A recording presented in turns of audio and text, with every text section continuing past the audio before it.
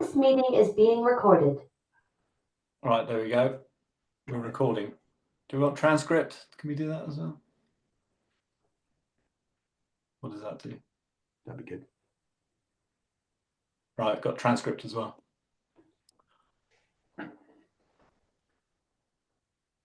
Come on in, let's go. Okay, cool. Right. So thanks so much everyone for joining.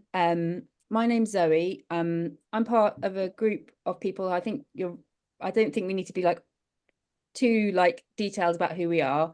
But so we all came together in what we refer to as the big chat when we heard about the proposals that were starting, and we pulled aside and said, should we do a little mini group that we would refer to as a working group to see how we could address some of the challenges that we saw that were coming up. So we've been working through this a lot based around Adam Dennett's work around figures, and then that's expanded, and there's been lots of other bits coming together. So the purpose of today was to share with you the details of what we've been seeing. We should be really explicit that we talk about this all day, every day. We have 3 or 4 different channels. It's talking about this all the time. We're also all working and doing our non-paid caring work as well. So there's huge amounts going on, but we've been really, really working hard to try and work through this. We'd like to keep this about the facts that we've seen, and we are from the working group position. We definitely feel that we feel that the council are not providing details that are transparent, but we also feel that what they're suggesting actually doesn't create the outcomes that they'd like to have. And we really do see this as we need to make sure that we have outcomes that are positive for kids across the city, even though the group was developed from a group of families that were based around the Dorothy Stringer and Varndine area. And so really that became about, do we want our kids walking to school or do we want them going on the bus? So that's where we sort of came from. But rather than this being a sort of moral conversation, it's really about what we've seen coming out and what the data looks like, or moral in the sense that some of the questions I think we can all remember from the original consultation, where it was asking us, do we want parity for kids across the city, or do we want everyone to have access to a good education? Absolutely, yes, we do. But it's about looking at how that actually can how that can come about, rather than result. So we've got a mini agenda, and that is essentially just to, she says, trying desperately hard to find it. That is to, well, actually, first we thought if anyone could put in the chat any actions that you have taken already. So have you emailed your counsellor? Have you sent a direct complaint to the council? Have you emailed your MP? Those kind of things. And then we can just get a handle. There's a few of us from the working group in this call rather, and we just like to get a handle on what actions people have taken so that we can just know what's happening behind, with everyone else as well. And so that would be a good place to start. And then we were going to do, so reasons why we're presenting. I can touch upon that in a second. If it affects you, we will just signpost you to some things that you can do, but I think lots of people are probably aware of that already. Perhaps when you're putting in your chat, you could also put where you're from and which catchments you're currently in, and how you're perceiving this. That sort of a rough summary, doesn't have to be detailed, just so we understand. And then we're going to have a couple of presentations. One from Mark Kennedy, who's done the really useful visual explainer, and then some questions around that. And then Ad was going to do some of his work, touch upon the first few bits, but then actually really focus on the new work that was around absenteeism, and actually where he's seeing really interesting direct correlations to how that has a much bigger impact. And I think, we can all think about long travel times and absenteeism as well. and then open that up to questions. So if you can sort of hold on to those burning questions, but we'll make sure, like I say, you can put them in the chat or raise your hand when it's sort of question time, but we'll try and keep it as succinct and clear as possible. Are there any questions before we start?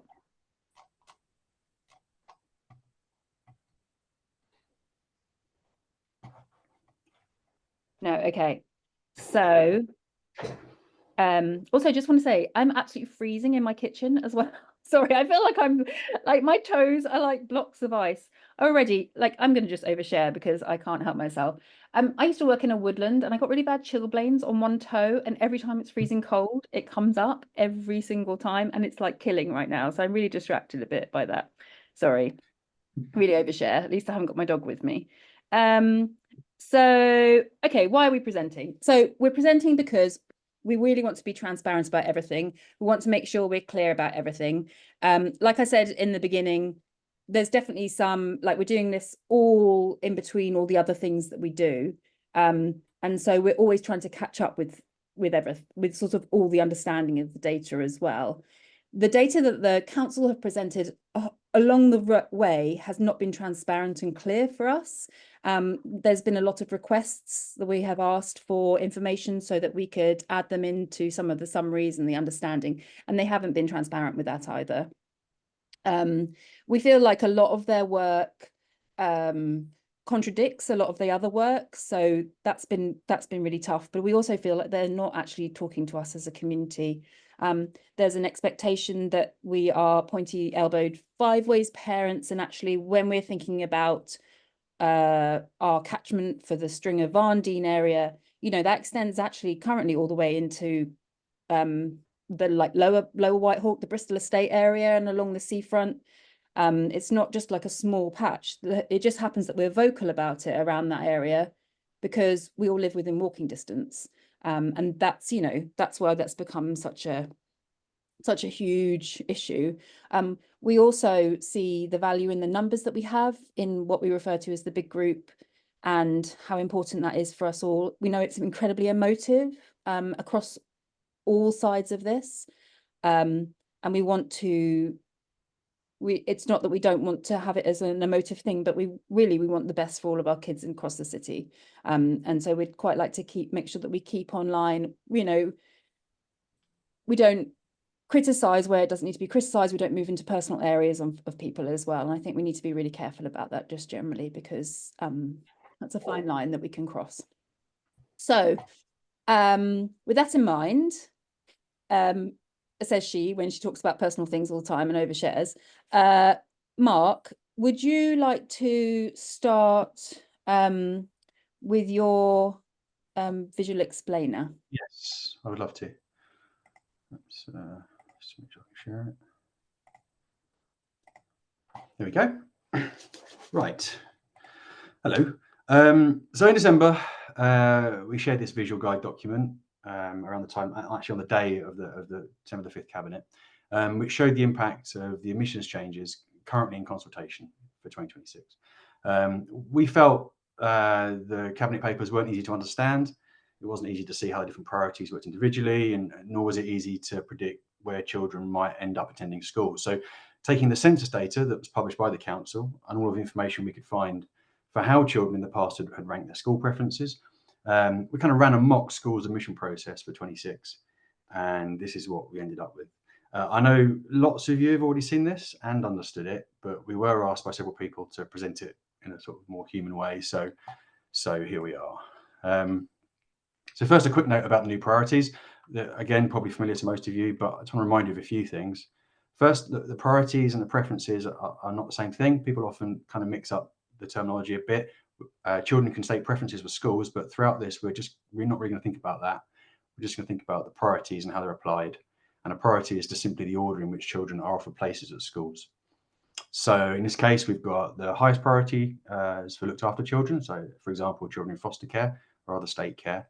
And then the next priority is children with compelling medical reasons, which can be having an educational healthcare plan that specifies a specific school, or any other kind of exceptional reasons, which are kind of evaluated on a case-to-case basis by the council.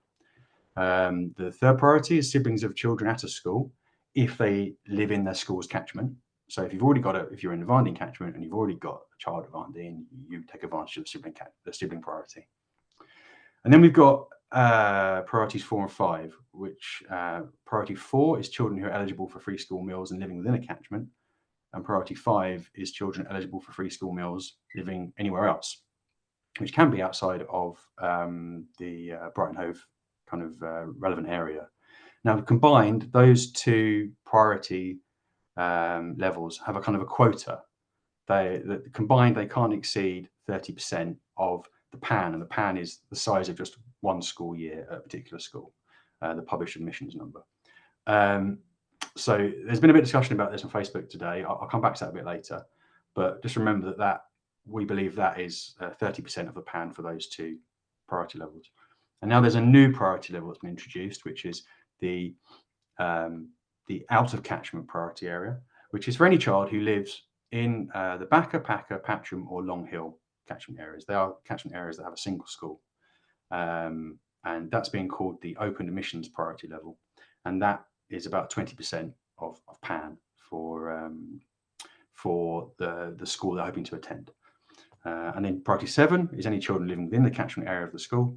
And then priority 8 is any other children that are left, which is, as we'll see, can be quite a few children. Just to go back to this 30 and 20%, I mean, how big is that really? Just for reference, say for Varndine, which has a PAN of 300, that's 300 children admitted into year 7. 30% of that is 90 children, and 20% of that is 60 children. So overall, it's half. And again, for Blackstone, Mill and Patcham, you can see the sort of magnitude of these numbers, just to get a sort of sense of what we're talking about. So we can start by looking at where the children needing school places in 26 are expected to live and where the school places actually are.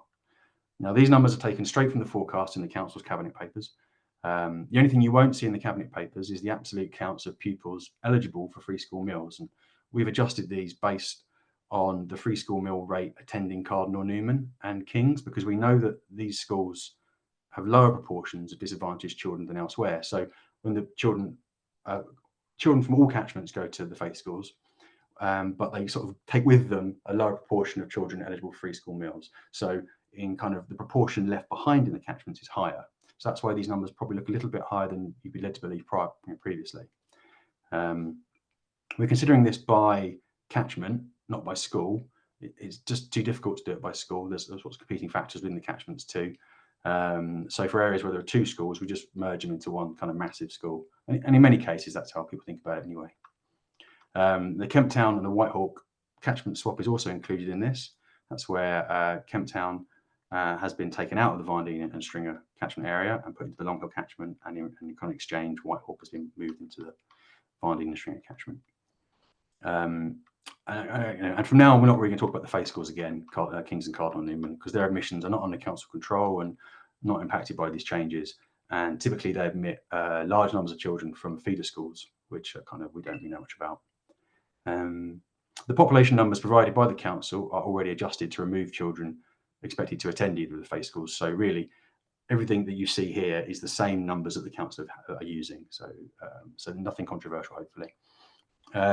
Just to sort of explain the symbols on the page, each of these little children represents one class of kids, about 30, and each of these little old-fashioned desks that don't look much like desks really, again, that's a classroom of 30 places in that particular catchment. Where there's a little star on the child's head, that represents children who are eligible for free school meals. You'll see FSM all over the place. It's a sort of slightly horrible acronym, but everyone's using it now. I think that's all there is to be said here. As the classes fill up, we'll start to put little children in these seats, so it's obvious what's going on. Before anyone applies anywhere, it's good to sort of note a few sort of features of this sort of setup. So first of all, Varndine and Stringer catchment has got more children than places by about 1 classroom's worth already. Before we even started, there's not quite enough places for the kids. Back on the other hand, has lots more places than local children, and Long Hill and Blackington Mill and Hove Park School, they have a bit of headroom too, not huge amounts. And interestingly, Long Hill's catchment area has potentially around 300 children, but it has by far the largest proportion of children who leave the Brighton Hove school system of any area. So something like a quarter go into independent schools, or they just move out of the area, or they go into another local authority, or they go to Cardinal Newman and King's. Mark, yeah. can you just clarify? This is with the new or the PAN numbers that are being advised. That's right, isn't it? That's correct, yes. So yes. this isn't our current. There's the 2026 numbers with all the PANs as this is basically the proposal from the council for 26. Yeah.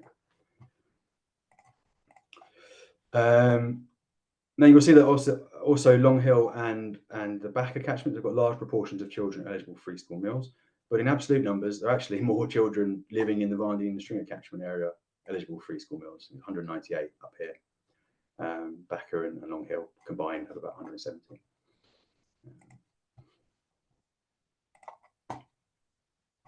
So priorities 1, 2, and 3, we kind of put this all together because there isn't really much variance going on there. We're just using the numbers from 2024, the actuals, as we might call them, from the Brighton Hove Council website. This data is all there, so we've taken that. So placing looked after children, medical needs, and other exceptional needs, and siblings all in one go. There might be some, obviously these can't be exact. We don't know exactly what's going to happen in 2026, but this is a fairly good sort of estimate, I think. When we're placing these pupils, we've kind of maintained the catchment-wide proportion of children eligible for free school meals. So we know that Patcham, for instance, is 23% FSM. So when we place them, when we place 64 children, 15 of them will be eligible for free school meals. And we've kept that sort of catchment based proportion throughout. I think that's a fairly fair assumption. And then priority 4, so this is where children eligible for free school meals within a catchment have priority. Now, we've kind of had to do some estimates here, and we've done that looking at the actual number of children placed in 2024, their preferences, and in which catchment they live. This gives us an idea of a school's popularity. For Blackstone Mill and Hove Park and the Varndean and Dorothy Stringer catchments, we've just simply placed, hang on, I'm very sorry, I think I've accidentally jumped ahead of frame. Oh, no, that's all right, that's fine, sorry. Yes, for those catchments, for Blackstone Mill and Hove Park and the Varndean and Dorothy Stringer catchments, we've just placed all of the remaining children eligible for free school meals. We've got good data that shows that very few children choose to attend schools outside of those catchments right now. This still leaves, and you can see from the little yellow squares with desks and golden desks, that there still leaves spaces earmarked for children eligible for FSM in other catchments, and it does that in other catchments too, not just in the double school catchments, also in the single school catchments. There's still space for children eligible for FSM to move in, and that then leaves room for the next priority, which is priority 5. Now we know that Long Hill is fairly unpopular from the data. And I think it's reasonable to expect that a fair few pupils will take the chance to attend Varndean or Dorothy Stringer. And you can kind of see the movement on the borders on the little frame here. So, for instance, we would expect something like 8 or 9, maybe 10 children to move from the Backer catchment into Patcham and into the Dorothy Stringer and Varndean catchment. Maybe 8 come from Patcham into the Varndean catchment. 16 from Packer into the Blackstone Mill and Hove Park catchment area, but we think maybe as many as 45 or so, quite a large number, would want to come from the Long Hill catchment into the Varndean Dorothy Stringer catchment. And we've got priority 6, which is where we place children from any catchment containing a single school. Now, this is the kind of the real new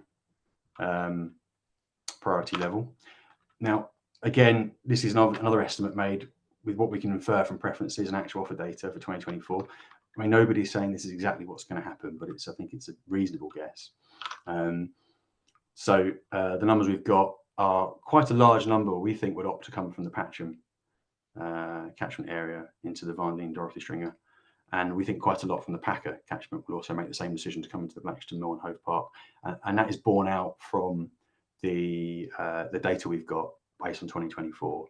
We can see children on waiting lists being admitted throughout the year.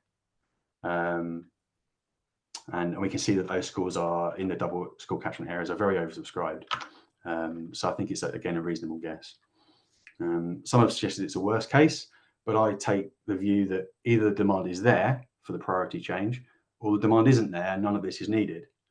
And this is where the 25% and 75% chance numbers come from that we talked about quite a lot, because you've got 279 students really now competing for 73 places within the Van Dien and Dorothy Stringer catchment areas, which is 26% chance. And we've got 219 students competing for 172 places in the Blackstone Mill and Hove Park catchment area, which is about a 78% chance. And then priority 7, we just replace as many children as we can from within the catchment areas as places allow.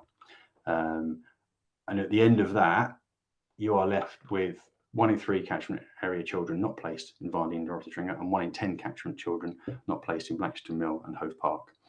And you have to remember that the process doesn't select the children that are left according to their circumstances or anything really. It's just random because we have a ballot tiebreak. So these 250 children can come from any location within the catchments with all sorts of needs unaccounted for. And kind of don't want to compare their needs with the needs of children in other catchments, but this whole process doesn't compare them either. Kind of allows somebody in a single school catchment, perhaps at the edge of a catchment area where the journey isn't too bad, say if you're at the kind of the Van Dien and Patcham border, it allows them to choose a journey that isn't too bad, choose something they want, but in exchange, somebody is randomly selected from anywhere within the target catchment to have potentially very negative outcomes. It doesn't sort of exchange with somebody just over the border as a fair swap or anything like that. So it just feels like a sort of an unbalanced exchange. And then priority 8, which is where we take those remaining students and when we place them either according to their preferences or when all their preferences are exhausted, just allocating them based on distance, and the council provides the means to work out your nearest schools. It allocates you the nearest school with a place, basically, a suitable school with a place. Now, Long Hill is the most remote school. I still expect it to be the least popular choice. According to the council's school distance finder, it would only be the nearest school with places for anybody living southeast of a line that runs diagonally roughly through the Royal Sussex. I've marked it on the diagram here in orange. And actually, I've realised we spent a bit more time exploring distance and travel time with Adam, and I've actually realised it's a bit of a mistake, because for some children in the Van Dien and Dorothy Stringer catchment, actually their nearest school with a place once Backer is kind of full up would be Packer, and sort of conversely, some children in the east of the Blackstone Mill and Hove Park catchment area, their nearest school would probably be Backer. So there's all sorts of unexpected things that I haven't quite captured here, which are quite hard to model. But anyway, for all affected, these are all distant schools when there are many much closer that really are kind of locked out of. And it's worth noting that the students in the 2 school catchments will already have used 2 of their preferences just to try and stay in catchment. So they'll have less control over their fallback schools.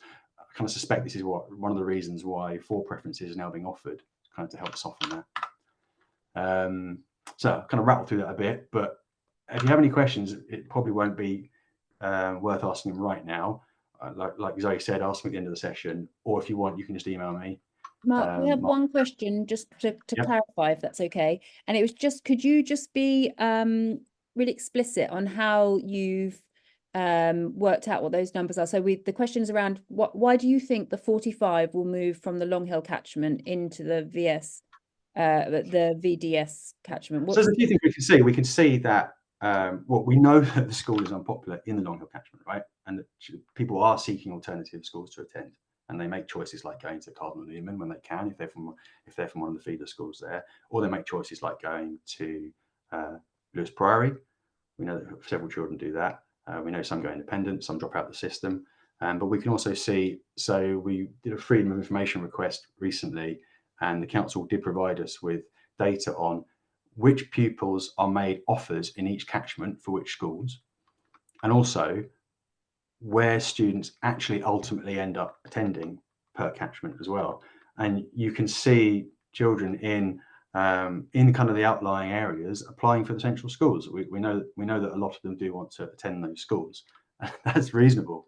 And all we're really saying is that the exchange is not measured and it's not balanced in any way. So we're not saying they don't have they shouldn't be attempting to attend those schools. We're just saying that the exchange isn't reasonable. So all the data that I've used and those assumptions are actually all provided in that link at the very beginning of the chat, the data sources, and actually the full working for all of this is there as well with some comments, so you can help see why we made some of those decisions. But it's not exactly what's going to happen. No one can predict that, and as the council have said, but we've just kind of run a mock exercise that says if a demand is there, what could happen? And it's reasonable to say if there is a really bad case possible, then we should protect against that. yeah, great. Thanks, Mark. Is there any burning questions just to clarify the data before we move on to Ad and his work? Oh yeah, Pan, that got answered. Fantastic. So just to be explicit, because I think it's something, and I should say, like, I know I caveated that, like, I spend a lot of time, like, I speak to these people are my best friends now, and we spend a lot of time just talking to each other. I still am totally bamboozled by the figures and the numbers, and I find it like it's a lot of information, and it's quite hard and to you know, to follow through some of the mapping and stuff.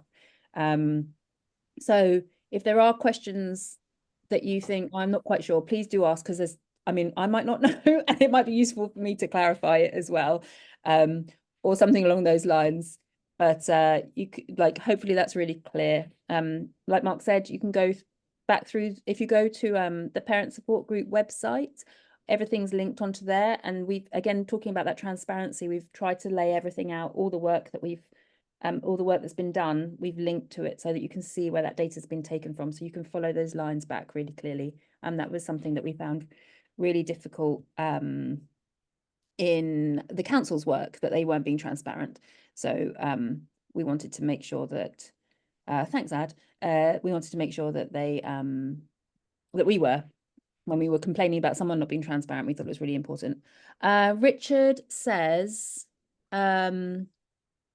is this the new version taking into account the council amendment where priorities are interpreted to limit each school to a city average of 30% FSM? We're going to come on to that, I think, with Adam's work. So shall we, if it's okay, Richard, hold on to that question. And if it's... So Mark might have a quick answer, because we did talk about this with the council, didn't we? It's probably good for Mark to come in.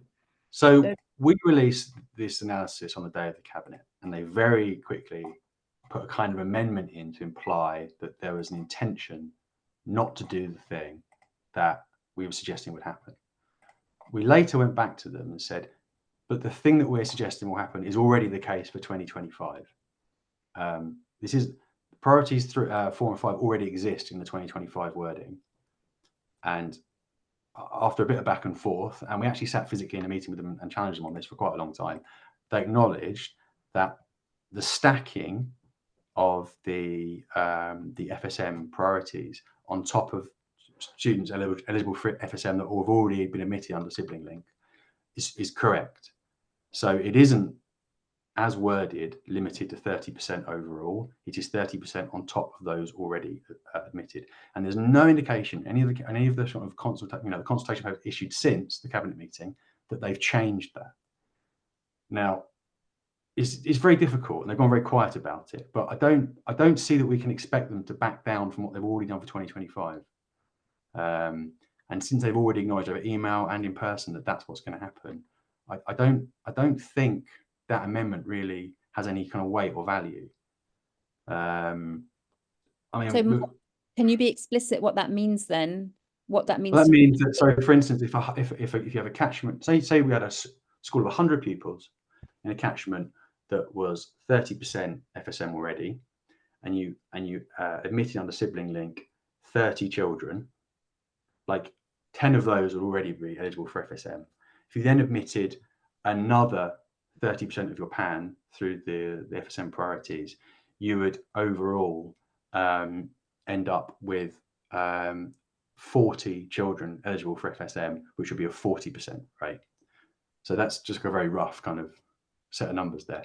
And they've confirmed that's the case for the current 2025 admissions rules.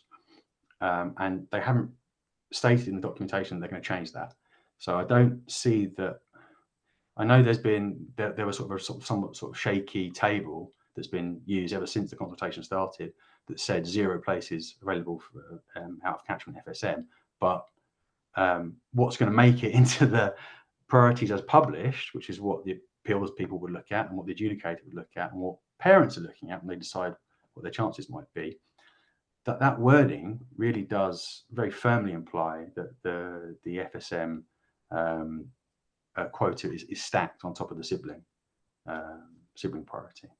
So yeah, I mean, we'll see. So if they change it, the council should have published exactly what they mean in writing very clearly at the beginning of this process and consulted on that wording for the entire process.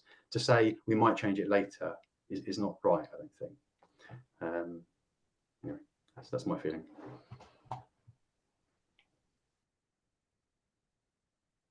Yeah. So just as a note in the chat that says not just the sibling priority, but also the out of catchment FSM places are stacked as well. So all these things lay on top of each other. So that adds challenges, but just as a point of note, the campaign group Class Divide this is exactly what they've been asking not to happen, not to have a large number of SFM students sitting together. That's one of the things that they've been talking about. And that just does exactly that. Okay, unless there are other burning questions for this bit, we'll move on to Adam, if that's okay, Adam. Yeah, sure. Please do hold me to time as well. There is a danger that I'm going to waffle on. So Ad, could you just first give us a quick overview of the pieces that you'll introduce, and then I know which ones you're going to talk about, and then I can so follow you on if you need to. Can you see my screen? That's the kind of classic Zoom question, isn't it? Right, is that okay? Can you see that? So thanks for coming, everyone. So I've done quite a bit of work over the last couple of months. This has been a real kind of coming together of personal life and work life for me. And what I thought I would try to do is to sort of recap a little bit some of that work, and also then talk about some of the more recent stuff I've done. I've published something just before Christmas on persistent absence. But I thought it'd be useful just to sort of go back and recap and actually look at sort of what the council is saying, what their intentions, what we think their intentions are, what Jacob says his intentions are sometimes, and to try and understand what the data says in relation to some of the things that the council are both claiming and also saying that they would like to do as a sort of part of this process. And if we sort of go back to the very beginning, I remember a few of us sat in a room, Hove Town Hall, and we were told that that Brighton has an attainment gap problem. I think the very first slide that Jacob put up was a couple of graphs that said, I think Jacob used the term that it's a stain on our city that we have such a large attainment gap. And so one of the very first things that I looked at was to actually think, well, you know, is that true? You know, do we have an attainment gap? And is it a problematic attainment gap? And this graph is just one of the first things I produced a few months ago, which we're trying to understand this difference. So the attainment gap is essentially the difference between the levels of, and at secondary school it's kind of GCSE based attainment, and it's the difference between the students who are disadvantaged. So these are students who are on free school meals, and I think that there's a few different ways in which you can kind of measure free school meals, but the main one that's used when we hear disadvantage relates to, I think, students who have had a free school or been eligible for free school meals at any point in the previous 6 years. So there is a little bit of kind of people drop in and out of free school meal eligibility. but we're comparing those students to everyone else. So the barrier for free school meals is actually, you know, very low. You know, it's or high, whichever way you look at it. You know, the household income is very low. I think it's sort of, you know, less than £20,000 a year. So, you know, there are students who are living in relative poverty who would not be, you know, covered by this measure. But, you know, it's the sort of standard measure that's used kind of in, you know, when you look at all of the kind of research, you hear about disadvantage versus non-disadvantage. Now, this graph shows on the left, these are all of the local authorities in England, sort of stacked up as a histogram. So this is a frequency count. So all of the local authorities are represented by those bars in yellow and blue. The yellow ones represent the attainment for disadvantaged students, and the blue ones for non-disadvantaged students. I put the sort of dotted lines are where Brighton and Hove sits on that on those two measures. And you can see that actually the dotted lines for both disadvantaged and non-disadvantaged are to the right of the solid lines, which are the median values for England and Wales. So yes, there is a gap, right? There is an attainment gap in Brighton, and yes, it is relatively large. But you'll see that actually it's not a function of Brighton and Hove doing badly for its disadvantaged students. In fact, it's doing better than average. The main thing driving the gap is that for the non-disadvantaged students, Brighton and Hove does incredibly well. You know, it's well above the national average. So this gap is actually a function of Brighton just doing very well and doing particularly well for its non-disadvantaged students.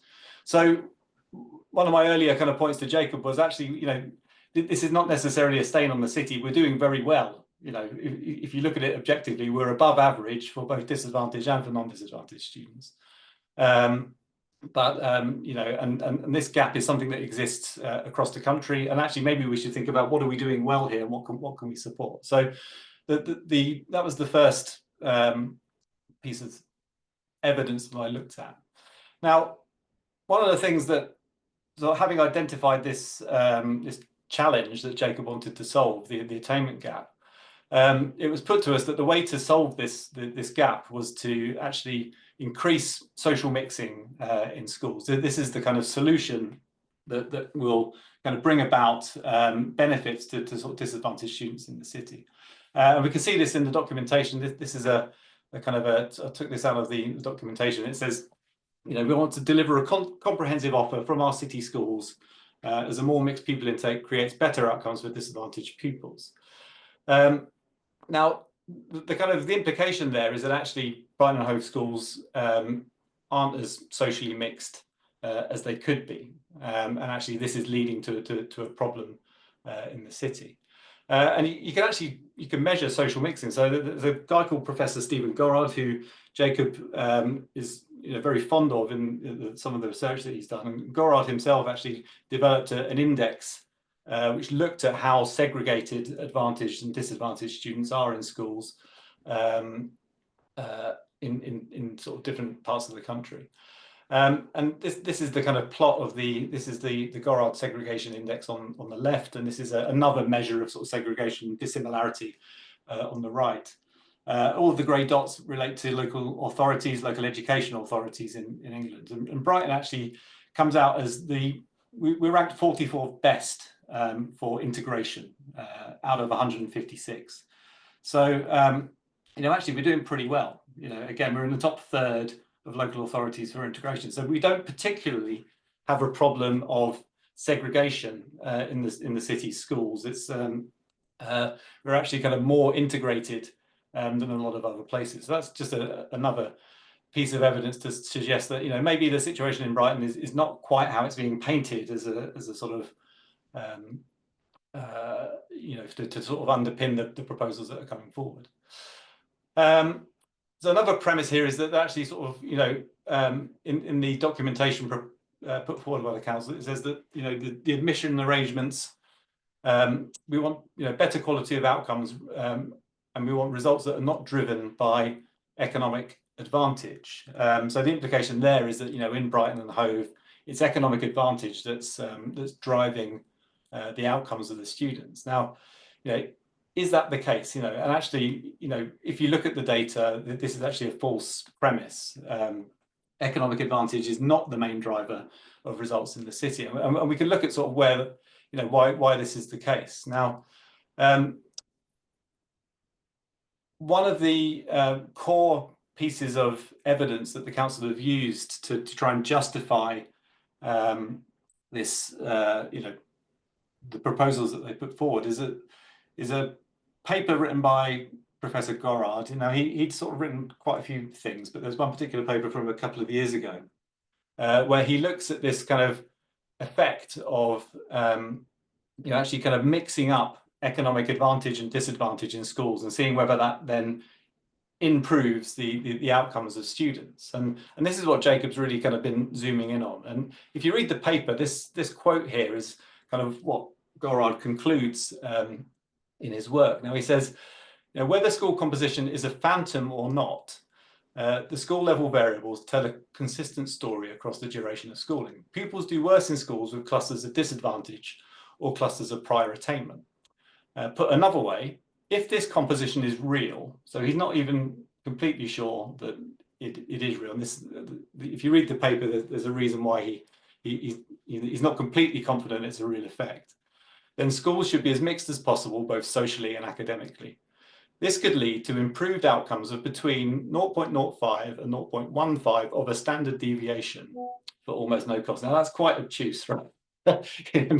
Most of us, you know, I couldn't tell you what an outcome of 0.05 to 0.15 of a standard deviation looks like in terms of, you know, improvement of kids in a city. Does it mean everyone's going to suddenly, you know, get all A stars or something, or, you know, is it something else? So I had a look at this. What does it actually mean?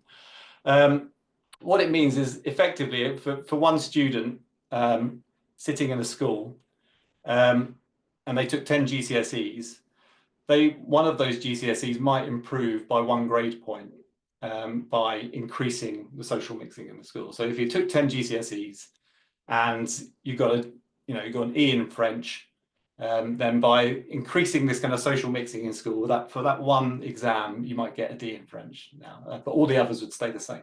So that's the kind of level of the effect that Gorard isn't even sure is a real effect, but that might happen if, for some unspecified amount of additional mixing that occurs, if it occurs without any other costs. And, you know, some of the things that we've been looking at are actually, you know, the proposals that the council are putting forward are not without cost. In fact, they were quite significant costs for the students that are, you know, would be forced to travel to attend school.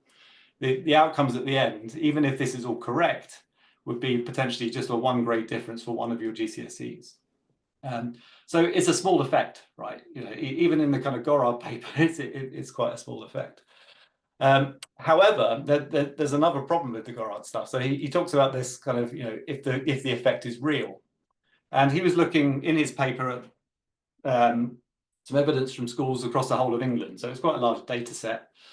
And we've sort of started to look at the evidence for schools across the whole of England and look at whether there is this kind of effect between attainment and disadvantage. And this is some work that we were sort of doing just before Christmas. Now, this next graph gives us a kind of an overview of all of the schools in England in 2022-23. So the black dots represent one school. So this is, you know, every state secondary school in England. And if you look at the cloud of points, so along the x-axis along the bottom, what we've got is the percentage of disadvantaged students in that school. So ranging from 0 in the left or to 100% in the right. And then on the y-axis, the vertical one, this is the attainment 8 measure. So attainment 8 is essentially a kind of a number that represents, you know, 10 GCSEs, effectively, like the average score for 10 GCSEs. And the two blue vertical lines represent the range of disadvantaged students that we experience in Brighton and Hove. So the Brighton and Hove schools are actually the little red and blue dots that you see in that cloud of black points. So they're kind of picked out. The red ones are the good schools in Brighton and Hove, according to Ofsted. The two blue ones at the bottom are the 2 requires improvement schools. So this is the range of disadvantage, if you like, that we're experiencing in Brighton and Hove. And what you'll notice is that cloud of points isn't a nice, neat straight line. It's got a kind of banana shape to it a little bit. It's not a linear relationship. Now, Gorad's work, he used regression models which assumed a kind of linear relationship going on. So if we kind of just chop out the bit in the middle, the bit between the two blue lines for Brighton and Hove, you can see that if you increase the percentage of disadvantage or decrease the percentage of disadvantage in any school in that range, it doesn't actually have any real noticeable effect at all on the attainment values in those schools. The green line is the kind of the average of those points, and the fact that it's virtually horizontal suggests that, you know, say you're near 50%, and if you reduced your percentage of disadvantage from 50% in that school down to 25%, you're very unlikely to see any kind of effect necessarily in the attainment 8 measure. So this is the kind of high-level statistical analysis which, you know, usually should underpin a lot of kind of decision making, but that hasn't really kind of even entered the conversation yet in this whole process. So, you know, what it's kind of saying is that you could potentially mess around with the proportions of disadvantaged students as much as you liked in Brighton and Hove, but you might not expect a particular impact on any of the attainment that might happen within that range. And that's quite key because, you know, Brighton's a big-ish city. It's got, you know, pockets of deprivation. The schools, the council is actually predicting the levels of free school meals or disadvantage to actually increase in the schools in the city over the next sort of decade or so. So it's unlikely that we're going to drop down into that kind of left-hand side, you know, below sort of 16% deprivation, which that's where you start to see kind of, you know, getting into very, very low levels of deprivation in schools. You start to see this kind of increase in attainment occurring. So, you know, for our context, and, you know, this is sort of one of the problems with, you know, relying on sort of very high-level work like the Stephen Gorard paper to underpin your policy.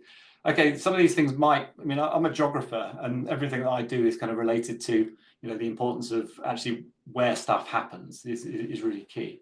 And for our context in Brighton and Hove, it's very unlikely, given the ranges of disadvantage that we experience in our schools in the city, that messing around with proportions of disadvantage is actually going to have any perceptible impact on the attainment of kids in those schools at all. There are other factors that might kind of be important. This graph below is very similar. This is the difference. This is progress 8. So progress 8 is, you know, takes account of the scores that the students get at the end of Key Stage 2 when they enter a secondary school, and then how they progress whilst they're at that school. And you can see that actually there's the zero effect. And this is for disadvantaged students, sorry, I should also say. So there's absolutely zero effect on progress at all. So, you know, this is the kind of stuff that, you know, when you're basing an entire policy on a very weak correlation that might not even be significant from one paper, from one academic, based not anywhere near the city that you live in, and then you kind of ignore other evidence that's very specific to the context that you are operating in, and actually zooms in quite carefully on what might be relevant for you, I think it's problematic, right? You know, what I like to see is kind of good evidence used to help kind of formulate policy. And at the moment, it's looking like there's not due care and attention given to this sort of information. I have shared this with the council. I've, you know, presented it to Jacob. I've had email conversations, and he's told me that he's taking it into consideration. I'll leave it at that. So if it's not disadvantage driving attainment, then what else might be? You know, is there something else going on? And actually, yes, there is, right? And I'll come on to this in a bit more in a minute, but persistent absence does appear to be something that Brighton does have a particular problem with. It's something that actually has a very clear and strong relationship to attainment, and it's a strong relationship that is causal. And, you know, most of us can probably imagine why it's causal. If you don't go to school and you don't learn things while you're at school, then your chances of getting good exam results are impeded. It kind of makes sense, and funnily enough, it kind of is borne out in the data as well. So I will sort of skip over this because I'll talk about it in a bit more detail in a minute. One of the other things that's kind of causing problem, this is going back to some of the earlier work I did in the process, is that one of the things that the council has said is that they want to maintain the geographic spread of secondary schools in the city. Now, that's a noble ambition in some ways, but actually what it doesn't do is actually pay attention to where the demand for school places is in the city, and particularly it doesn't really pay much attention to the changing demographics of the city. So, what was a kind of popular place for young families, 30 years ago isn't necessarily still a popular place for young families these days. And I'm speaking very specifically about kind of Rottingdean, Ovingdean, that part of the city, which very well off. You look at the index of multiple deprivation, it's one of the least deprived areas of the city, but it's generally kind of inhabited by people who have, their families have grown up and left, but the people are still sort of living there. So Long Hill's located there, and 30 years ago it was probably a good location for a school. It drew in students from the kind of sort of Peacehaven area. It had a sort of different constituency. But this graph here is, I looked at the offers that Long Hill had been giving to Year 7 students over the last decade or so. The solid blue line at the top is the PAN. This is what Mark talked about earlier. This is the published admission number, the sort of ceiling at which a school is expected to not go over when it's admitting students. And you can see the blue line is Long Hill, and you can see that the last time it admitted more than 200 students was back in 2014, and it's not admitted anything like that number of students since, and last year it admitted 94 students. So this is it's a long-term, slow kind of secular decline in the popularity of that school. A lot of it probably driven by demographics. Yes, but Mark's already talked about some students have been sort of leaving the catchment area, but it's not a school that should be expecting 270 students to attend it. It's not even a school that should be expecting 210 students, which is the proposed new published admission number for Long Hill according to the council. It might have got 210 students back in 2014, over a decade ago, but it's not got anywhere near that since. Now, is that a problem? Well, it is a problem when you have a closed system like Brighton. And what's happening is that by maintaining an artificially high expected number of students in at Long Hill, what we're having is other schools in the system being told that they need to reduce their published admission numbers because there aren't enough students in the city to support those numbers. Well, in fact, there are in other parts of the city, but not at Long Hill. And one of the problems is that we all of the evidence so far is pointing to the fact that some of these proposals might actually be being developed really as a kind of as a method to try and ensure that Long Hill does get students. If you reduce the number of places available at other schools in the city, and there's, as Mark showed, excess demand in those places, then where will those students go? Well, they'll go where there's places left. And where are there places left? Well, Long Hill. Okay, so this is a problem. It's I'll kind of leave it there. The other thing I should say is this was a map that I sort of put out a while back. This shows where the children live in the city, and that you can kind of see that there's not many children that live out near Long Hill. Another piece of work I did was to make all of the schools in the city the same. And this is one of the nice things you can do with models in kind of spatial modeling. So the only kind of demand factor that I used to try and allocate students to the city was how far the school was from where those students lived. And I did a little experiment, and I moved Long Hill, because you can do that in a model, and I moved it up to the top of the race course, top of Elm Grove near the race course, where they'd actually proposed to build a school on the site of the old hospital. And all of a sudden, Long Hill becomes the most popular school in the city in that location.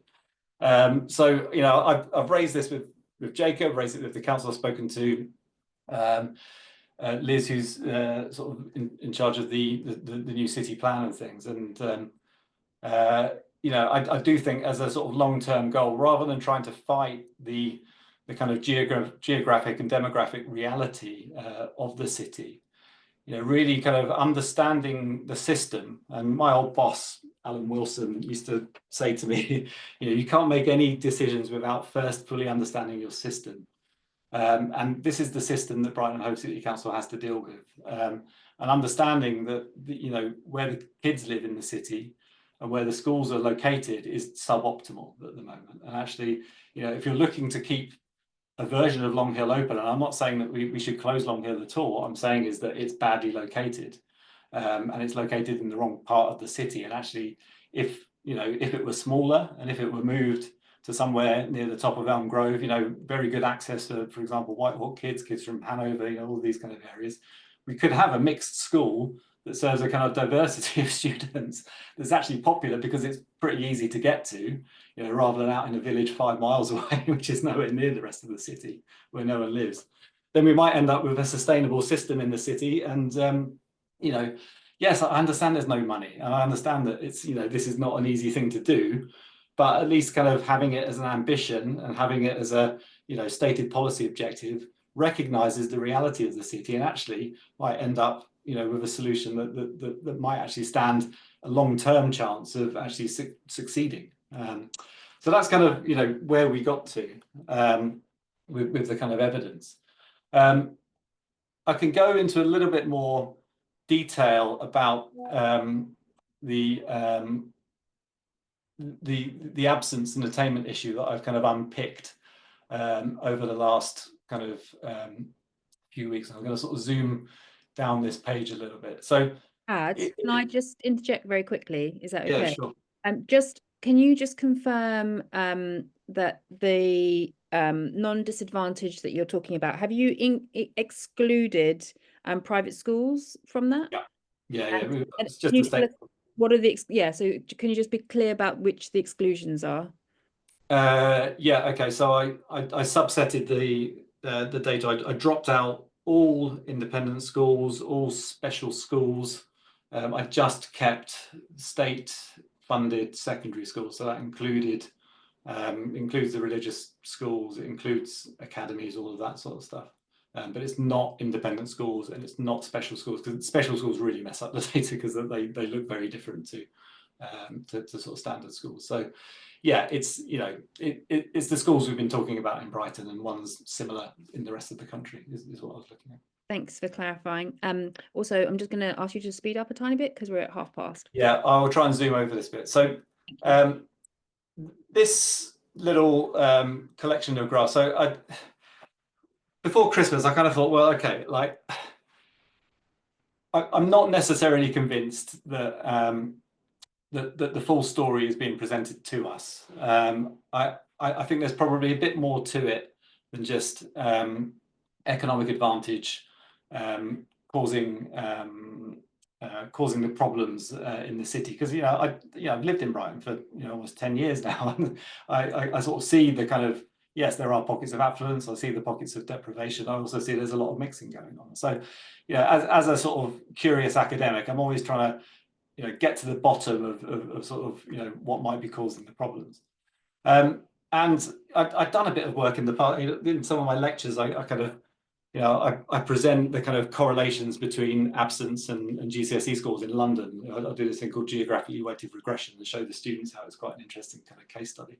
So I suddenly sort of thought, you know, I haven't heard anyone talk about absence. Can we look at it? And, you know, in the Department for Education data, as well as disadvantage, they do also kind of look at absence. And there's various measures of absence.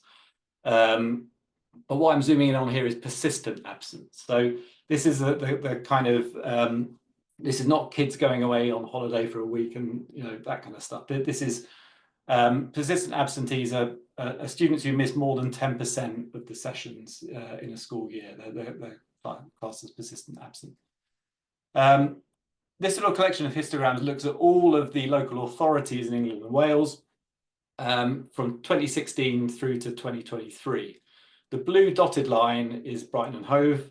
The black solid line is the median for England. And you can see before the pandemic, first of all, the range of persistent absence was much narrower. There were, less kids were spending a long time off school.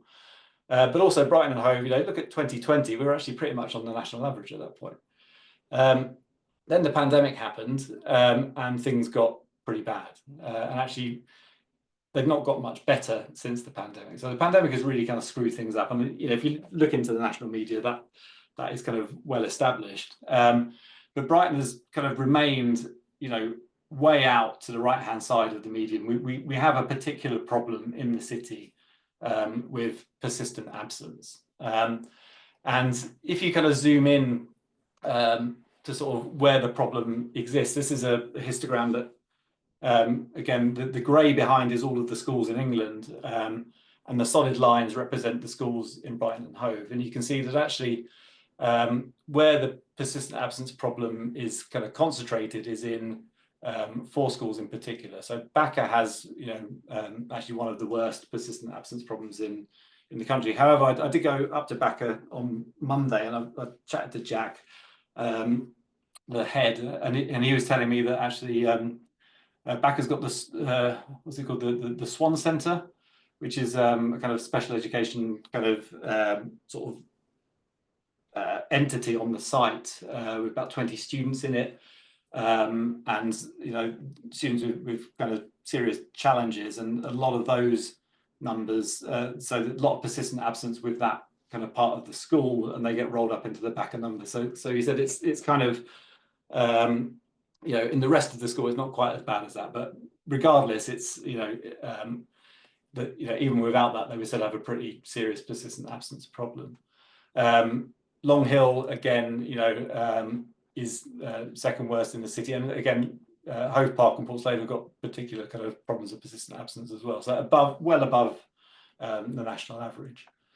When we look at kind of disadvantage, again, Backer has the worst problem with disadvantage in the city, way above the kind of national median, which is about 25%. They're sort of heading up towards 45%.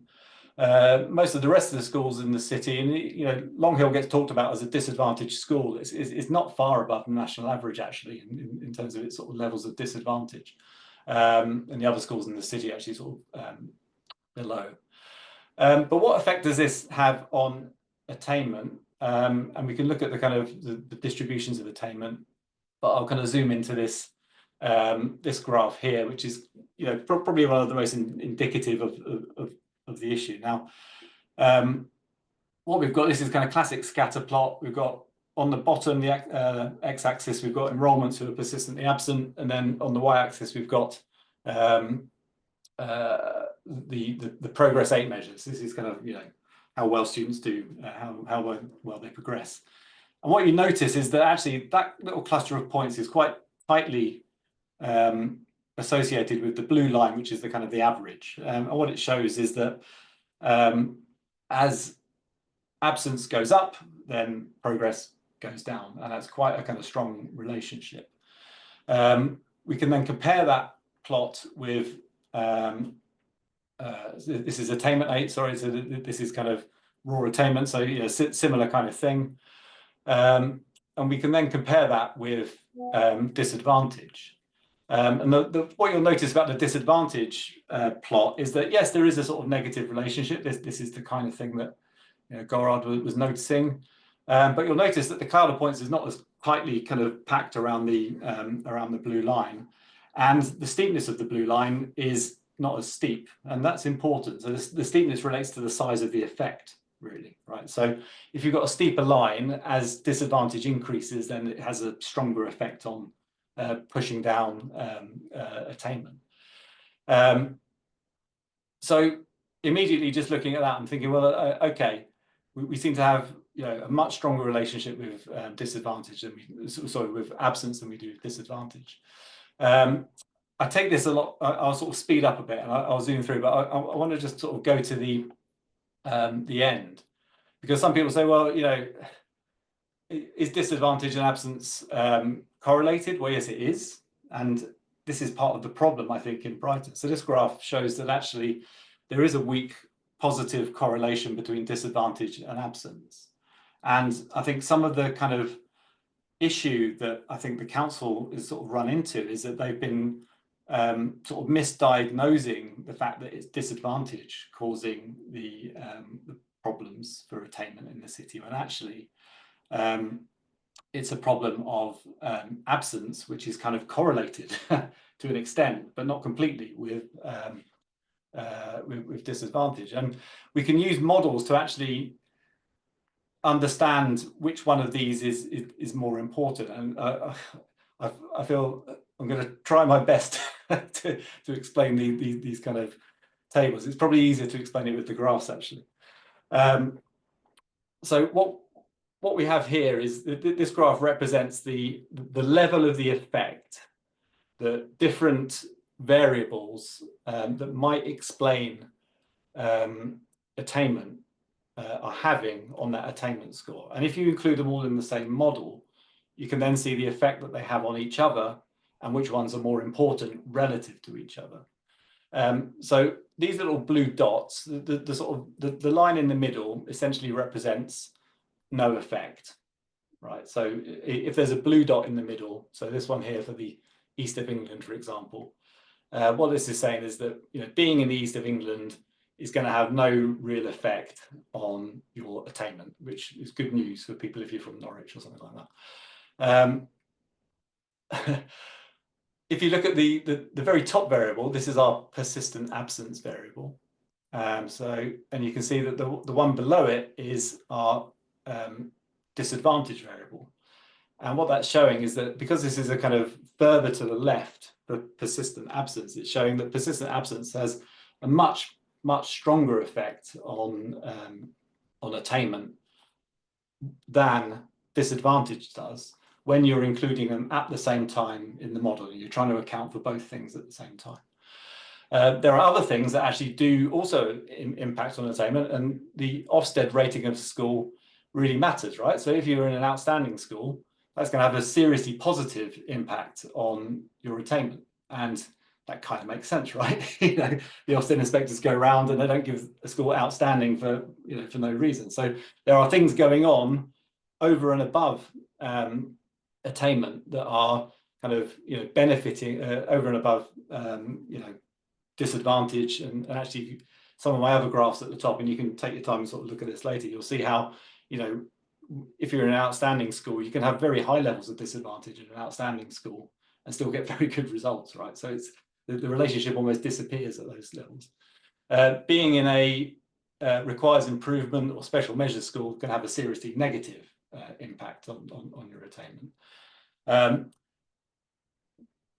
These regional things at the bottom, most of them are kind of fairly insignificant apart from being in London, right? So anyone who sort of has done any kind of digging and research into educational stuff will notice that London comes out quite a lot as being a bit of a special case. There are things going on in London that means that it does better for its students, and actually that comes out as quite a sort of positive value. So the conclusion is that yeah, essentially there is a weak relationship between disadvantage and attainment, but it's a weak relationship, and actually a lot of that effect is actually confounded by this persistent absence problem.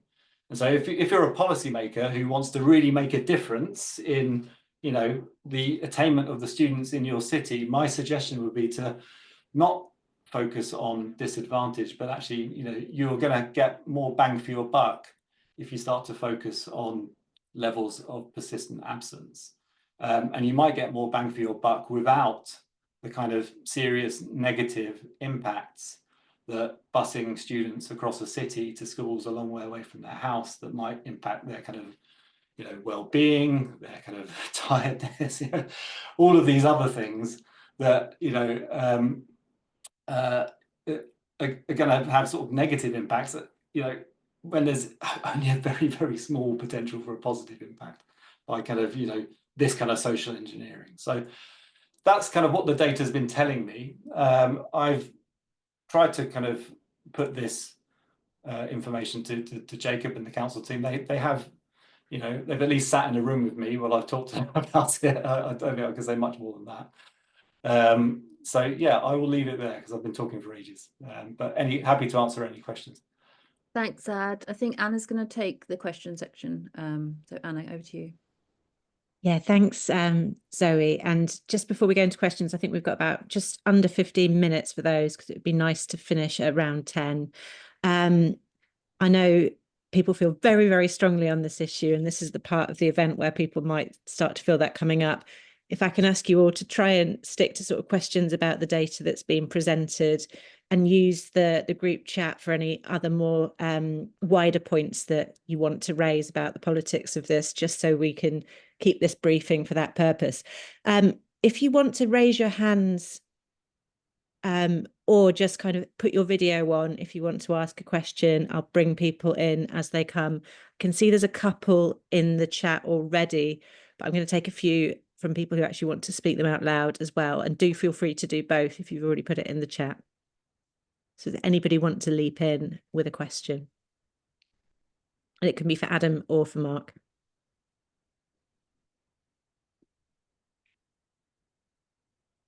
So I can see Mark E, you've got your hand raised, and you don't look like Mark, but go ahead. Sorry, using a different account, and I didn't know that background was on. Anyway, so what I'm hearing is that from a policy perspective, then your recommendation is move Long Hill and focus on persistent absence solutions, both of which are expensive, which is presumably why the politics of this is they're not that keen on it. Is that, I don't know the local politics well enough, but is that your perception of why this is difficult? And the other sort of, I guess, personal thing, if you want to bring them with us, I don't know, Jacob, you've referenced him a lot. Presumably it's a saving face thing if he feels that you've proved him wrong and he needs to change his mind. How do you do that in a way that brings him with us rather than shames him, because then he won't change, not knowing the individual concerned at all, but just knowing human beings? Yeah, I mean, both, well, yeah, excellent questions and very good point. If anyone knows how I can bring Jacob along, you know, in a positive way, I would love to. Because I mean, I've sat down, chatted to him quite a lot, and you know, to his credit, he sounds like he's, you know, trying to, you know, listen and understand, and then we get kind of this was sort of, you know, in the engagement phase before the consultation, but then when the consultation came out, it sort of, that listening didn't seem to sort of come through. So I'm not sure. Yeah, I mean, the cost wise, yes, moving Long Hill, incredibly expensive, like not something that you could do on the cheap, but you know, having it as an ambition long term, if you want to solve this problem long term, is probably something that needs to be put on the table. I mean, schools do get built. People, you know, money is found sometimes, and without even considering it, I think you're going to be struggling to come up with a long-term solution for the city that doesn't repeat the same things that get repeated over and over again. You know, this is not the first time a similar consultation has occurred in the city. I think the thing that's different this time is I think that we do understand, well, I didn't understand the problem at all before I started, you know, 3 months ago looking at this data, and you know, my understanding has emerged through, you know, I've just started looking at kind of what quantitative evidence is out there. Now I know that's not the only evidence, but I think it's the kind of foundation for, you know, then starting to build things on top of it. Yeah, the cost of the persistent absence thing. I mean, there are. The proposals that are on the table at the moment are far from cost neutral, but they've been kind of brushed under the carpet a bit. So if you look at the kind of council's proposals and you add up the numbers of students that they say are going to be displaced in their documents through to 2030, when the schools will be filled up, we're looking at about 3,000 students a day travelling to schools in catchments that aren't the catchment that they're living in. The catchments are quite big. So there's going to be a lot of travel across the city involved in that. The council are actually obliged to pay for bus passes for children who have to travel more than 3 miles. And I've started doing some work on the kind of distances involved. I mean, we think it could be something like, you know, £600,000 a year potentially of cost that the council would incur by having to pay for the bus passes of the children that have been displaced from their local catchments. Now, I did say when we met with the council week before Christmas that, you know, in terms of a sort of, you know, if you're looking at where you want to spend your money, that £600,000 might be better spent on a dedicated team to try to tackle, you know, persistent absence in this. You know, I know £600,000 a year doesn't go very far, but you might be able to get a team of, you know, half a dozen people, something like that, who are dedicated to. I mean, when the Social Mobility Commission produced a report a couple of years ago, and I've linked to it in some of my work, and they suggest that, you know, if you want to be tackling persistent absence, and they identify it as, like, you know, the main problem holding back attainment, they say that kind of a home-based approach is, you know, I think they look at carrot approaches, stick approaches, and then kind of more kind of integrated kind of you know, home-based approaches, and those are the ones that seem to work. So yeah, I mean, that's a decision for the council to make, I guess. I'm going to leave it in, Adam, and just I can see some more questions coming in. There's a couple from the chat that I'm going to speak out loud. So there's one: what is the link between persistent absence and disadvantage?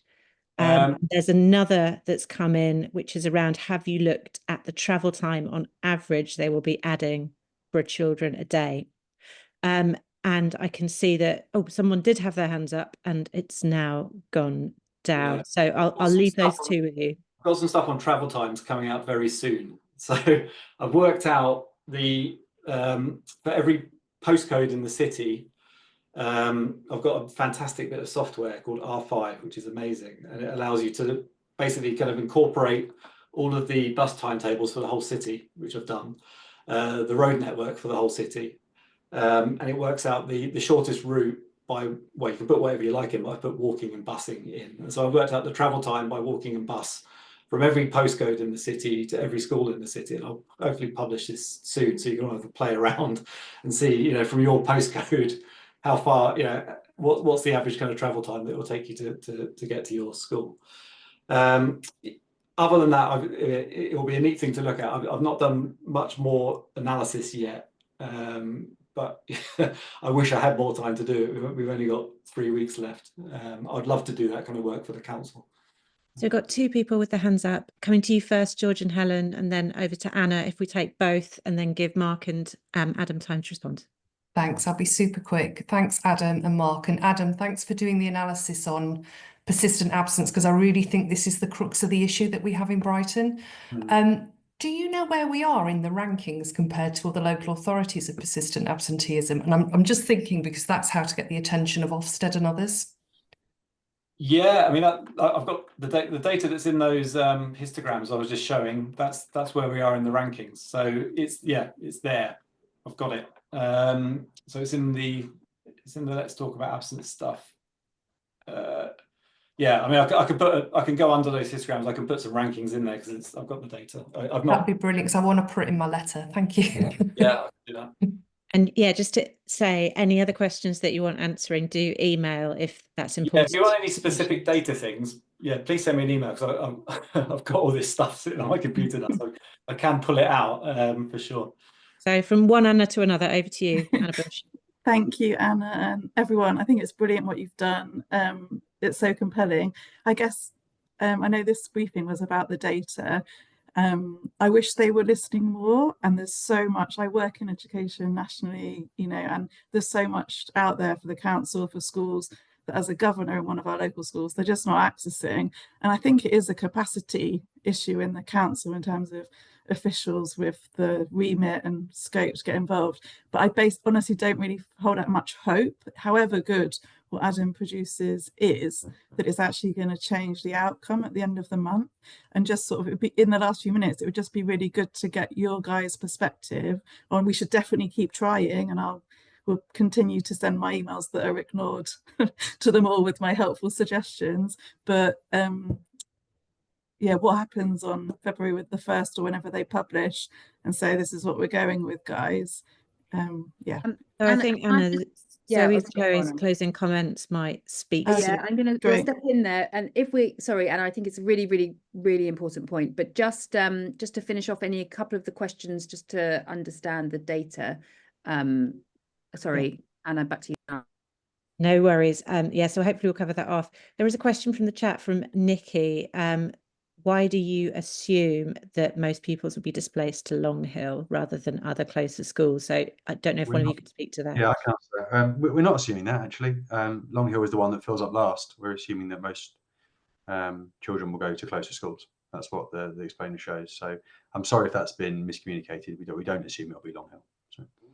Yeah, I mean, one of the things we've discussed sort of in our group between us actually is, we think that kind of saving Long Hill was one of the driving factors here, even though it's not been stated publicly in so many terms. But if you follow through the kind of priorities and if you look at the data, just where Long Hill is, it as Mark said, it's going to be the last place to fill up.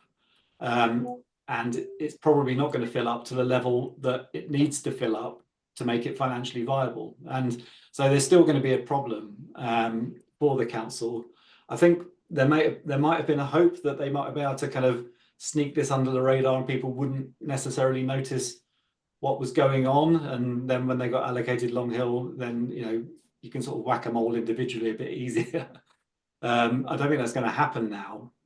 And so I think there is still a problem about with Long Hill, which goes back to my kind of proposed solution, even though it's a difficult one. But yeah, I mean, I do feel for Long Hill. It's in the wrong blooming place, and it's not where the kids are, and that's a real flipping difficult position to be in.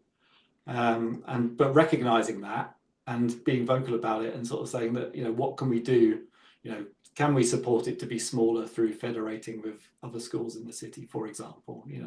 These kind of things. There are other solutions that have been talked about and have been proposed, within the city, that actually need to be, put more front and center, I think. So I can't see any further hands up and there are no burning questions in the chat, but don't see this as your last chance to ask a question. If you've got one, see something's come in the chat. It might not be that. If you've wrong hill, there we go. David S, you're sneaking in with the last question before we go to closing remarks. Oh, you're on mute. The classic Zoom. That's our Zoom bingo for the night. If you could unmute, David, and there if you can go. keep it brief, that would be great. Unmuted. Can you hear me? Yeah, can hear you now. I'm so sorry. It's kind of to echo, what a lot of other people said, that the statistics are absolutely amazing. And, a bit like Zoe said, they can bamboozle you, not just the statistics the council's given, but statistics coming from this group. It is very impressive. My concern would be, though, that studies have shown that emotions are integral to decision making, and if we're trying to get the council to change their decision, we need these statistics. But purely statistical arguments often fail to engage decision makers. So kind of for the working group that are just, it's amazing what you're doing, but whether we also need other than statistics to be making emotional arguments. And Zoe said right at the beginning, this is an emotive thing, and we don't want to get personal, we don't want to criticize, but we're now at that stage where if you feel that the statistical argument's winning, that's great. But if we feel that actually we're coming to the end of this and no one's listening, then maybe it's time to also have another angle where we do get a bit more personal and emotional. Is all I wanted to say. But I'm left with your statistics are amazing. And no, 100% agree. I feel like we've kind of won the statistical argument, but winning the statistical argument is not going to win the kind of political hearts and minds, unfortunately.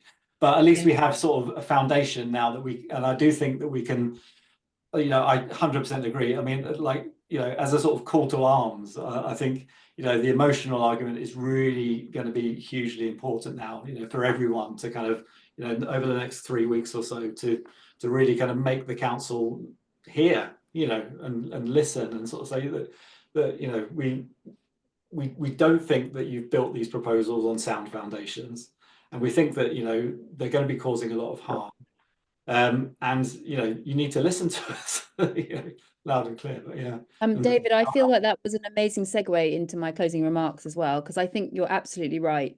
Like, so the first thing we have to say is we're looking at building a new school that's just run by us. That's just a joke. But, that'd be amazing, wouldn't it? If we could have that set up. But so yeah, if you just want to sign up in the comments, your firstborn is fine as long as they're a year 5. So yeah, I think just to echo what Adam said, so I think we've won the data argument. I think that's obvious, but it's not getting through, or it's not compelling enough to stop things happening. So I think we do need to start to make some action that feels more emotive. Really, I think at this point is something that we can ask for is that they slow this down. And I don't think that means that we stop working towards this, but we need to make sure that if they're slowing this down, we don't just drop out because it's not impacting some of our next, but we actually help support them to develop better ideas, think this through. I mean, Adam has continuously offered his support to do this as well, working with them rather than having to pick bits chicken meal that they'll give him to work through if they're sharing those details. So I think that's one thing. And the other thing that I don't know if lots of people are aware of, but the council is looking at there's a big piece of work that's happening at the moment that's looking at pulling in East and West Sussex and Brighton and Hove all together and having a sort of different systemed local authority with one big mayor that looks over the top. This is very current work. This is about to move into action. I think they have something, I can't remember what the exact dates are, but basically it's about 6 months until they'd get to the end of this process. So it's going to be really happening really fast, which means that also people aren't really looking at this right now, probably because they're all focused on there. And I think that's something just to be aware of. But I think the biggest thing that we can do is start to make a lot of noise and to make people uncomfortable. So that means, in a political sense, taking the letting people know that this is impacting politically. So that's emailing your councillors if you haven't done already, but you can continue to repeat to email your councillors. You can email your MPs, which you can continue to do, but you can also start to email people like Jess Gibbons. She's the CEO of Brighton and Hove City Council. Bella Sankey, the leader of the council. Jacob Taylor, who is running this project, but who actually is not in charge of schools. He's in charge of finance. So we've got to remember that's the angle that he's taking this from. Emma Daniels, who's actually the children's and young people's lead. And also to start sharing it. So we're really aware. We know we have some people on the call from sort of Elm Grove area and Hove Way, but we're really aware that it's not being shared, that this is impacting across this because we see it so directly in this area. So we really need to let people know that this is happening quite quickly as well, so that we can move, because we now do need to move really fast. One of the ways that you can do that, not only through emailing or the sort of political elements that I was talking about, but also you can get involved with us by flyering, letting people know. There's a whole list of things, actions. I think I put if I haven't, can somebody put the link to the website, the parent support group website into the chat, so that we have a whole list of actions that you can take on there, including links to the any data that you need. The survey is still open. We still think you should be emailing and letting people know on the survey. If they haven't, no expectation to do it again, but if you've heard something new, Brighton and Hove City Council have said you could redo the survey if you have new information that changes your opinion on something. This way that we are sharing everything with them. The next steps for us, to be frank, is to take this to, if they just don't listen to us, is to take it to a legal place. And we are exploring what that looks like straight away. Because we don't think that there is time to waste. These are children. This is not facts or figures or numbers, little dots moving across a graph. This is not the idea of a bus being full. This is like our kids. This is our little 11-year-olds who we're talking about. And I don't think there is time to waste and to be you know, non-pokey about it. I have loads of little weird lines into loads of different things, and the most important thing will always be my current 10-year-old, and I will fight for that. And I think that's why the majority of us are on this call. And I think that we can do that. So yeah, so there's lots of things. There's loads of chat, I think, going on. Oh yeah, social media. We've got loads of things going on in social. So share those things. If you have, sorry, I asked this full Town council. halls at Bundine and Blatch. Oh yes, there's all the thingies. Thanks so much, Ad. Yeah, there's all the so they've added loads of different open events in. They're all quite new, but hopefully those can There's be. one coming up at Varndine and there's one at Blatchington Mill. I can't remember. James has just reminded me in the chat, but I can't remember what the dates The are. Varndine one is next Monday, but these things are ticketed, so you do need to apply for tickets as you would. I think they're all through the Brighton and Hove website. There's at the Jubilee Library on Saturday as well. There is an event that the council are running. So you know, if you're going shopping and you happen to be walking past, you might be able to go and ask some questions of the council there. Yeah. And So there's lots. I we'll, think we'll share a follow-up with people as well, just to summarise this. To Yeah. signed up to the Eventbrite. Yeah, I mean, I think we haven't captured everyone. So if you haven't been captured, if you're not currently, oh my gosh, if you're not on the big WhatsApp group, that's a really useful group. I know it's very, very full, but we've changed so that you have an announcement channel as well. So you don't have to actually be in the chat channel.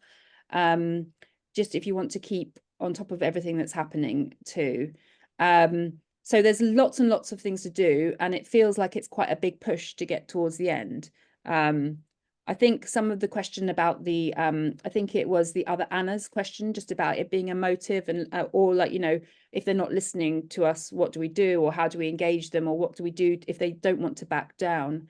And I mean, I'm like, Anna, I don't know what to say. Like, what do you do when someone won't listen to what you're trying to argue against them? And I feel like there has been so many opportunities to come to the table and to change, and we've been doing it consistently. So there's been absolutely stacks of meeting consistently. We know that there's been meetings internally where people have tried to argue a case around it and it's just not happened. So I think we might be at the end now, and we just, like, you know, a bit like when you take your kids' toys away and you say, I've said so many times, stop firing that at your brother because you're going to hit him in the eye. And then they hit him in the eye and you say, absolutely, what did I actually say? Tell me what I said. And then they say, you said I'd hit them in the eye. And you say, exactly, now pass it over. And I think we have to do that. Yeah, that's my thought. So How can you join the WhatsApp? That's in the have we got a WhatsApp link? can anyone do that? Can anyone just throw the WhatsApp link? There was a link at one point. In Good at stats, let's get it like IT. I just can't multitask. So thank you so much, everyone, for attending. Amazing numbers. We had like 113 people at one point, and for the majority of it, we dropped down to 106. So fantastic. Thank you so much for everyone just staying attentive and wanting to support and share. If there's anything that you want further to share with us, or you want to ask more questions, please make sure you email. Please make sure, you know, just like keep in touch and keep working on it. And we are like behind the scenes doing everything we can. If you feel like you would like to actively join us as a working group because you have something to contribute in that, we'd love to have you, you know, with us as well. We've been working solidly on this for 4 months, and it's quite exhausting. Day off at work tomorrow. It's gonna be great.